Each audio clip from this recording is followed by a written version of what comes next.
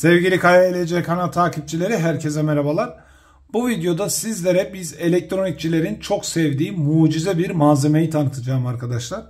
Bu malzeme sayesinde biz elektronikçiler çok fazla adaptör sıkıntısı çekmeyiz. Yani herhangi bir yerde bize lazım olan bir voltajı, bir gerilimi elde etmek için illa o voltajda bir adaptör bulmamıza gerek yok. Diyelim ki elimizde 12 voltluk bir adaptör mevcut ve bize 5 voltluk bir gerilim lazım. Bu malzeme sayesinde biz o adaptörü 5 voltluk bir adaptöre rahatlıkla çevirebiliyoruz. Ya da 24 voltluk bir adaptör var. Biz bu malzemeyle o 24 voltluk adaptörü 12 voltluk bir adaptöre çok rahat bir şekilde çevirebiliyoruz. Eğer siz de bu videoyu sonuna kadar izleyip bu malzemeyi tanır ve öğrenirseniz siz de bundan sonra hiçbir zaman adaptör sıkıntısı çekmeyeceksiniz. Elinizde bulunan adaptörleri dönüştürüp istediğiniz voltajları elde edebileceksiniz ve bu sayede adaptöre bir daha para vermek zorunda kalmayacaksınız. Eski hurda adaptörlerinizi bile, diyelim ki bir yazıcıdan çıkmış bir hurda adaptörünüz var ve voltajı size uymuyor, hiçbir yerde de kullanamıyorsunuz. Bu malzemeyi öğrenirseniz eğer o adaptörü size lazım olan voltajı çevirip çok rahat bir şekilde kullanabileceksiniz. Hadi arkadaşlar, daha fazla lafı uzatmadan hemen bu TL431 denen malzemeyi tanıyalım. Fakat ondan önce sizden ricam, eğer kanalımıza abone değilseniz hemen abone ol ikonuna tıklamanız ve videoyu beğenmeniz arkadaşlar. Üstüne bir de yorum yaparsanız o tadından yenmez. Tabii kanalımıza abone olan ve videolarımızı takip eden arkadaşlarım için de bu sözlerim. Hemen videomuzu size zahmet beğeniyorsunuz ve bir de yorum yaparsanız beni çok mutlu edersiniz. Hadi gelin şimdi videomuza başlayalım. Evet sevgili arkadaşlar, bu TL431 denen TO92 kılıfındaki malzeme bir ayarlanabilir zener diyot. Şimdi diyeceksiniz ki ya zener diyotu bilmiyoruz ki ayarlanabilirini bilelim.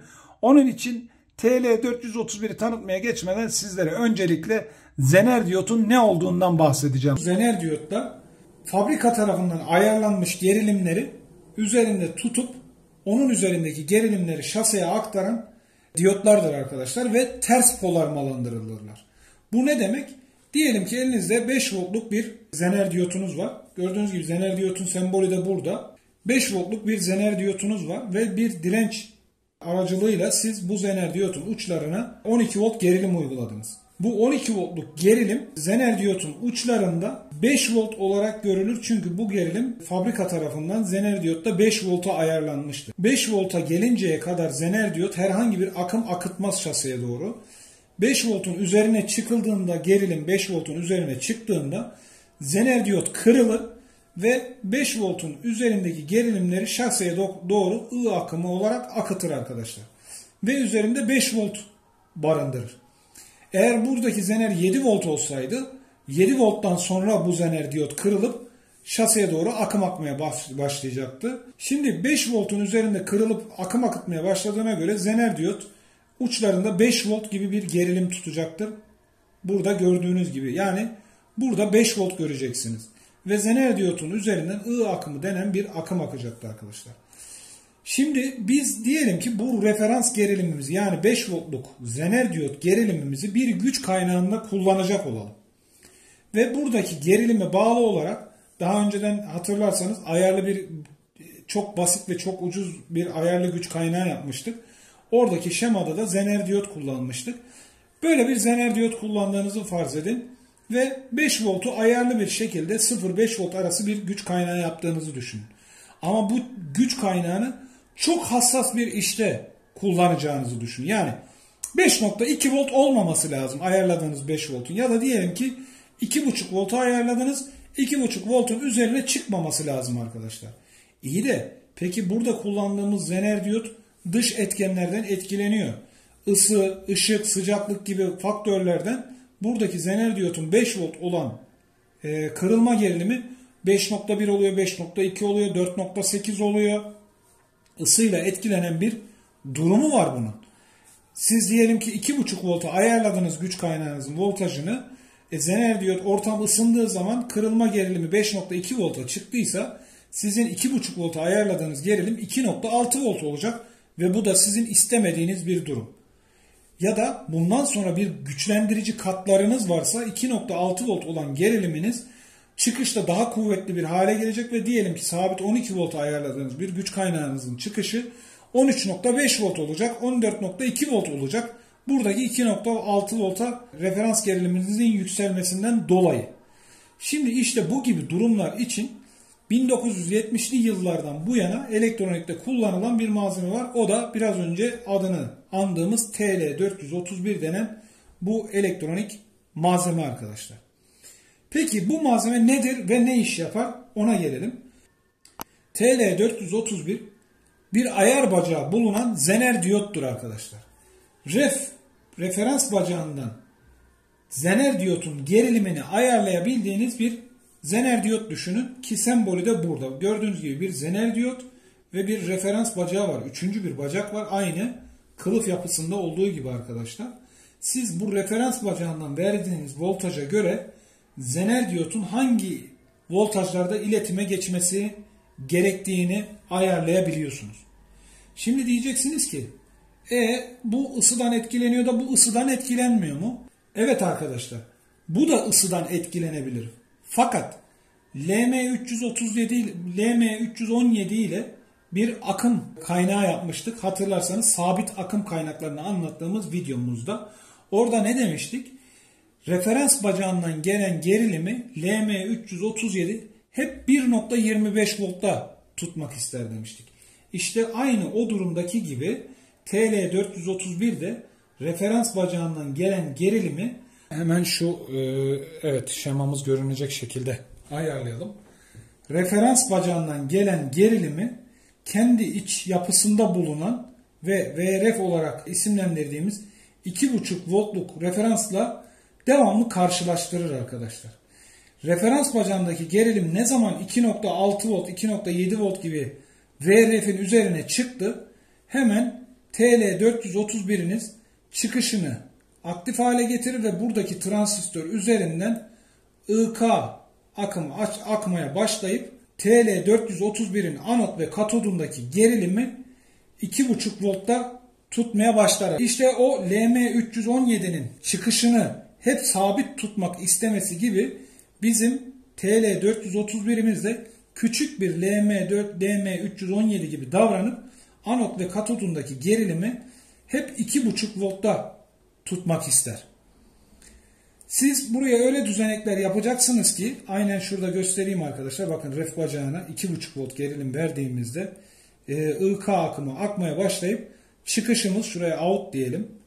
Çıkış bacağımız 2.5 volt seviyesinde bir voltajda bekletilir. Şimdi buraya uygulayacağımız gerilimi arkadaşlar şu şekilde yine TL431'imizin uçlarına uyguladığımızı farz edelim ve referans bacağına da, ref bacağına da şuradan bir bacak alıp bir gerilim bölücü devresi yapsak ve çıkıştaki bacağımızdaki voltajı bölerek okumaya çalışsak. Diyelim ki biz çıkışı 5 volta çıkarmak istiyoruz. 5 volta çıkarmak istediğimizde arkadaşlar buraya 2 tane 10K direnç atsak gerilim bölücü hesabından buradaki voltaj 2.5 volta düşecek. Ve burası 5 volt olmuş olacak. Buradan TL431 2.5 volt okuyacağı için çıkışımızı bizim 5 voltta tutacak. Eğer çıkış gerilimimiz 4 voltun altına düşerse buradaki voltaj da 2.5 voltun altına düştüğü için TL431 hemen kendisini kapatacak, altına düşerse kapattığı için buradaki voltaj yükselmeye başlayacak. 5 voltun üstüne çıkarsa da burası 2.6-2.7 volt gibi bir gerilime ulaşacağı için TL431 aynen şemada gösterdiğim şu transistör iletime geçecek. IK akımı akıtmaya başlayacak ve buradaki voltajımızı yine 5 voltta sabit tutmaya çalışacak. Buradaki direncin oranına göre işte biz çıkışımızı 2.5 voltla 2.5 volt olmasının sebebi eğer siz burada direnç kullanmayıp bunu direkt bağlasanız bile içerisindeki VRF gerilimi 2.5 volt olduğu için minimum 2.5 voltta tutabilirsiniz arkadaşlar. Onun için 2.5 voltla şurada gördüğünüz gibi 2.5 voltla 36 volt arası bir gerilim ayarı yapabilirsiniz der datasheet'inde TL431'i. Umarım TL431'in çalışma mantığını az çok buradan anlamışsınızdır arkadaşlar. Anlamadığınız kısımlar olursa lütfen yorumlarda bizimle paylaşın. Hemen bunu uygulamalı olarak burada dediğimiz gibi gerçekten 2,5 voltluk bir gerilimi TL431 sabit tutuyor muymuş? Bir onu görelim arkadaşlar. Şimdi TL431 ile ilgili düzeneğimizi kurduk. Burada gördüğünüz gibi TL431'imizin katodu 3. bacak. 3. bacak arkadaşlar artı 12 volta bir direnç üzerinden gidiyor. Bakın katot 3. bacak. Buradan gördüğünüz gibi bir atlama teli ve bir direnç üzerinden 330 ohmluk bir direnç üzerinden artı gerilimimize gidiyor. Anot bacağı şaseye gidiyor arkadaşlar. Anot bacağı da 2. bacak gördüğünüz gibi orta bacak. Anot bacağı da eksi kısma gidiyor. Referans bacağı da 2,5 volt demiştik. Biz referans bacağını burada direkt çıkışa bağladığımızda eğer burayı 2,5 voltta tutmaya çalışıyorsa bizim çıkışımız da 2,5 volt olacaktır. Biz de onun için referans bacağımızı yani 1. bacağımızı aldık, atlamalarla anlaşılır olsun diye ben bu şekilde götürdüm. Hemen direncin katotla birleştiği yere şuraya birleştirdik. Bakalım dediğimiz gibi mi? Orada gerçekten bir 2,5 voltluk gerilim var mı? Onu görelim. Bakın 7,9 volta ayarlamışım ben. 7,88, 7,9 işte neyse. Hatta bunu 10 volta çıkaralım. Niye 7,88 demeyin.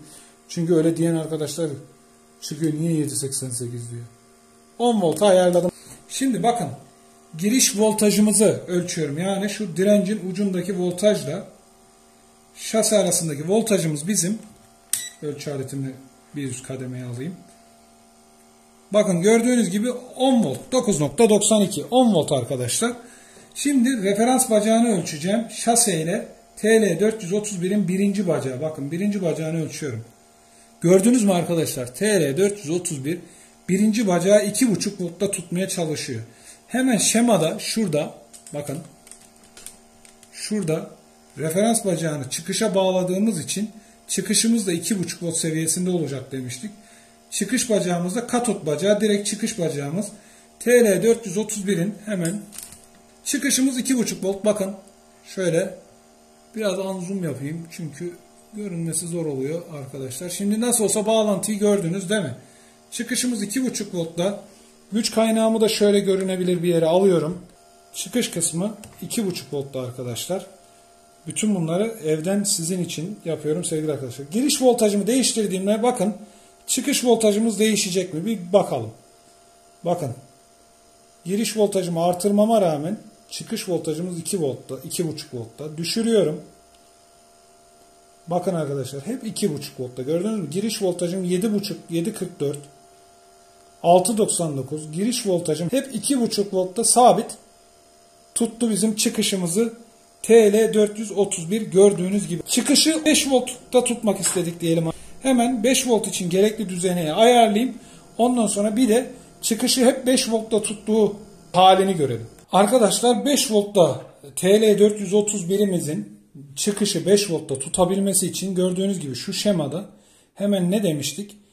10K ve 10K'lık bir gerilim bölücü yaparsak buradaki noktada tam 2,5 volt görünür ve bizim çıkış voltajımız da hep 5 voltta sabit durur demiştik. Buradaki bağlantıda şu aradaki çizgi yok. Bu ilk çizdiğimiz hali, direkt çıkışa bağladığımız hali. 10K ve 10K ile bir gerilim bölücü ile çıkış voltajımızı 2'ye bölüp TL431'in referans bacağına 2,5 volt gelmesini sağlıyoruz. Bu sayede çıkışımız 5 voltta duruyor. Sevgili arkadaşlar isterseniz hemen onu da bir görelim. Şöyle breadboard üzerindeki hazırlığımı göstereyim. Bakın yine direnç üzerinden katodum artı gerilime bağlı. Anodum 2. bacağı anodum şaseye bağlı, eksiye bağlı arkadaşlar.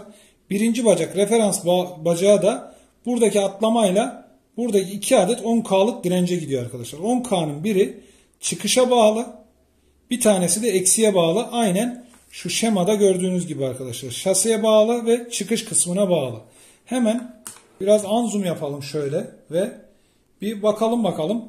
Yine çıkışımızı sabit 5 voltta tutacak mı bizim TL431'imiz? Güç kaynağımı açıyorum. Giriş voltajımız 8,5 voltmuş. Yine biraz önceki gibi 10 volta ayarlayayım.